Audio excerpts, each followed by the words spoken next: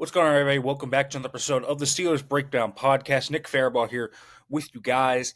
Steelers Ravens preview. Usually I have someone with me, but this week, honestly, the discourse of where the Steelers stand, I know this is the biggest game of the year. It made more sense for me to kind of talk through some things because I honestly think this episode is going to be probably more Steelers centric than talking about the Ravens. Let's just do like a little quick rundown of the Ravens. The offense has been up and down this year. Lamar has obviously been injured. He had an ankle injury this week. He's had toe, hamstring, and knee injuries pop up on the injury report. He's now missed a practice in 5 straight weeks. That is a lot of missed practice time for a quarterback with lower leg injuries, and you could see it on the field. The run game is still working really well. They still have a great assortment of weapons in the passing game. The O-line has struggled a little bit. Daniel Falele in particular has not been super great at right guard. So there is certainly gettable things for the Steelers on offense there. And then the defense, guys like Marlon Humphrey, Roquan Smith, maybe aren't the same players. They're still good, useful players. Kyle Hamilton, ever since he has been moved down into the box, the Ravens right now, first in EP per play and success rate on passes that are between 0 and 10 yards since Kyle Hamilton has kind of moved down there with Alohi Gilman coming in, Malachi Starks roaming the middle of the field. That's been really big. And obviously they have a really nice kind of corner group between Humphrey, even though he's not, I think the same player, he's still a ball hawk and can be a big-time playmaker. Nate Wiggins is a really good player, and then Chidobe Awuzie has played really well. Up front, they missed Namni Madubuike, but Travis Jones is still a really good player. You have some big Haas run stuffers. I think the edge rush group isn't necessarily elite pass rushing wise, but I think they can defend the run. But they can be gettable in between the tackles a little bit in terms of the run game. We saw the Bengals have some success there last week with Samaje Perine at times. So that's just a little synopsis of the Ravens. We'll talk about kind of how the Steelers fit. But I really want to talk about the Steelers because I just think they are in kind of a weird mode. I mean, this is a weird team to talk about right now when you think about it. They are in the midst of an AFC North divisional race. They win this game, they are back in first place. They honestly are in the driver's seat at that point, and that feels a little weird to say because the Steelers have just been so and really sometimes even worse than that, kind of going down the stretch. But when you look at it, I look at the Steelers and I say, hey, Pittsburgh really needs to kind of simplify things offensively to a degree. Now, the quarterback play has not been great. I think that they have struggled a little bit to get the receiver quarterback connection going. Aaron Rodgers talked about that obviously last week. That has been an issue for them leading up to this game. Rodgers has missed some guys. The receivers aren't getting open consistently. There's just so many things. They're dropping balls. There's miscommunications. It's just an offense that looks poor all across the spectrum. I mean, there's not a lot that you will hang your hat on and say the Pittsburgh Steelers do this well offensively. I do think they run the ball decently well. They're 12th in EPA per rush, 10th in success rate. That's pretty good. It would be better if Jonnu Smith was off the field. When he is off the field, those numbers jump up to 7th and 9th. So it would be better if he wasn't on the field. Darnell Washington is a real kind of multiplier. The Steelers, though, schematically even feel a little static. They don't run a bunch of middle of the field stressing routes. There are times where Aaron Rodgers and Mason Rudolph have turned down middle of the field throws. I do think that is something to at least acknowledge that they have tried, and the quarterbacks are turning those down. So I do think that needs to change. We've seen some brutal accuracy from both quarterbacks over the last 2 games. Rodgers has struggled, especially when the play gets extended. When you look at 3 seconds or more on these plays, he has the lowest success rate in the NFL. He has the lowest EPA per play in the NFL on plays 3 seconds or longer. So the quick passing game has really become kind of his thing, and that's where he has to stand. Otherwise, he will try to extend plays. He takes some bad sacks, and he clearly doesn't want to take big hits. No quarterback wants to get hit, but Rodgers especially, his ability to deal with pressure has been poor. But actually, by extending those plays and trying to drift around, he is leading himself into getting hit. Derek Bell had a great stat on this the other day.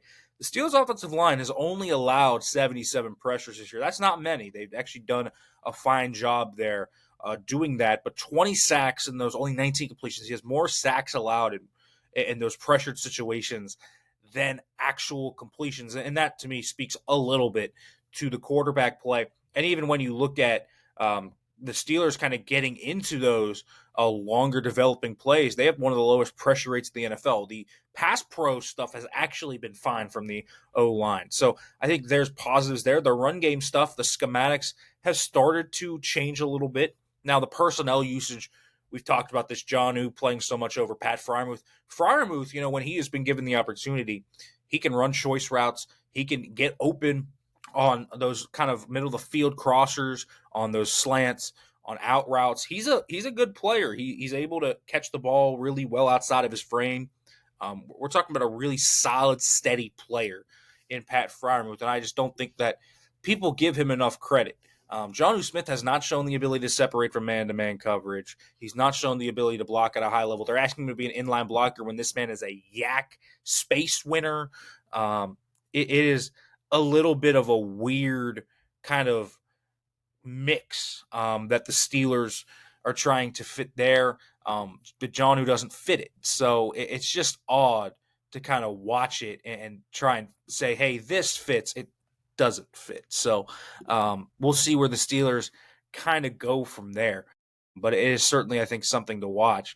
When you look at the Steelers, though, the defense, too, has not played up to snuff. I think the offense, actually, in some respects, has overperformed their talent level because I just don't think it's like a super talented group, to be quite honest with you, offensively. And so I understand some of Arthur Smith's play. Like, it's not necessarily super easy to do what you have to do there, and they do have to get better talent investment there, and he certainly hasn't been perfect, but there's things there. When you look at defensively, though, I mean, this is the highest paid defense in football. They have not done enough to maximize the talent. They aren't putting guys in great spots. There's some rules that I think you look at when they play, from depth that have been weird. Just the switching of personnel, the evaluation of personnel has not been up to snuff. It just hasn't been perfect here, and they've definitely underperformed, even though they've seemingly done a lot of different things to try and turn over the rock. And they've had declining players on this side of the ball. I don't think TJ Watt is the same dynamic player he was when he was 28 years old. I still think he's a good, useful player, but he's not that elite player. They've dealt with some injuries now. Derek Harmon, Deshaun Elliott is hurt. So I understand that it hasn't been always sterling, but this has to be better than what it has been. And, you feel like this matchup for the Steelers defense could be a good one just because they've done in the past against Lamar. You also look at the 5 turnover game that the Ravens are coming off. You feel like you could maybe get turnovers there. Can you get some pass rush pressure when the Steelers have been really good this year? It's been the defensive line, and I think that's really the key of this game is can the defensive line really get after it? And then really on the other side of the ball, can you run the ball? I mean, we say this a ton, but that is the one thing I can truly say that the two things you can truly say the Steelers do a phenomenal job at this year: running the football and turning people over. So defensively, that's what you hang your hat on. The turnover culture has always been something you hang your hat on, and it has to be something you continue to hang your hat on this year. It gets your offense into short fields. It allows you to at least cash in on Boswell field goals. Like there are so many different things you can cash in on when it comes to that, and that is something that this team needs to continue to really emphasize. Is hey, you look at the turnovers, and it allows us to control the game. That's why they controlled that first half. 2 turnovers in that first half. They only got 7 points off the one because they didn't get any points off the first one, which was Brandon Eccles' pick. You would hope to get points off those. The Bills, conversely, on their 2 drives after Steelers turnovers did get points. And that's really, just the difference. And when you look at it, they got a scoop and score and then a touchdown off the other one. So I think you look at that and you say, okay, that is the difference. The Steelers haven't been able to cash in on that, play complementary football. But offensively, the run game has been good enough. They've started to bring in some gap concepts where you see guys pulling. I think Fautanu, McCormick, Frazier, and Sayamalo have played good ball the past month. We'll see what ends up happening with Andres Pete. I didn't think he played a bad first game, to be quite honest with you. But the run game has to be really the emphasis here. I'd like to see more Pat Fryermuth because even though he's not a great blocker, he's a better blocker than John. Obviously, continue to play a lot of Darnell Washington in this one. There are just things coaching decisions, layups that I think are obvious in this game. And you kind of look at it, and that run game is going to have to be a big part of it. Now, the Bills were bad against the run, and they just kind of honed in on it. They sent corner blitzes, they sent some run blitzes, they crept guys down into the box to make the numbers game advantageous for them, and the Ravens can do that too. And the Ravens have done that in the past, where they faced limited Steelers offenses, and they've kind of cracked this code. And Kyle Hamilton's going to be a real problem, like serious problems. I really think that you look at that, and Kyle Hamilton could be the guy that changes this football game. But I do think on the other side of this, the Steelers also have shown the ability to run the ball against some good teams. They were able to run the ball against the Packers, and then they went away from it. They throw the ball in 57% of the time for a team that has been able to run the ball when they've been asked to do it.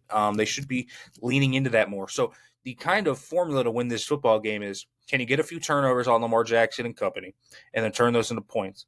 And can you run the ball and win the time of possession? That's been the one thing. The Steelers have not really held the ball, drawn out drives, and been able to be really good at keeping the time of possession, running more plays, keeping their defense off the field. The defense hasn't been good on third downs. They're one of the worst third down defenses. All these things come together where actually when you look at the Steelers' defensive metrics on early downs, it's not catastrophic. They're a middle of the pack, sometimes even above average defense at some of those.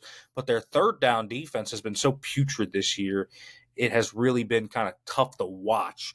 And that is why they're on the field a lot more than they should be. So all those things combined together kind of make this a really tough game to predict. And the Steelers in general, I think, are a tough team to bank on winning games right now. They just look out of sorts. They're not playing complimentary football. You never know what team is going to show up. You never know what's going to be the weakness. One week the run defense is good, then the pass defense falls off a cliff, like in Chicago.